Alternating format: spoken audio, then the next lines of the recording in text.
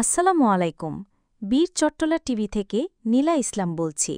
বিশেষ দোয়া অনুষ্ঠান অদ্য ১৬/৭/২০২৫ খ্রিস্টাব্দ তারিখ রোজ বুধবার ৭ আর্মড পুলিশ ব্যাটালিয়ন লালাবাজার সিলেটে গণপ্রজাতন্ত্রী বাংলাদেশের অন্তর্বর্তীকালীন সরকার জুলাই শহীদ দিবস উপলক্ষে রাষ্ট্রীয়ভাবে শোক পালনের নির্দেশনা থাকায় জুলাই শহীদগণের প্রতি সম্মান প্রদর্শনপূর্বক জাতীয় পতাকা অর্ধনমিত রেখে যথাযথ মর্যাদায় রাষ্ট্রীয় শোক পালন করা হয়।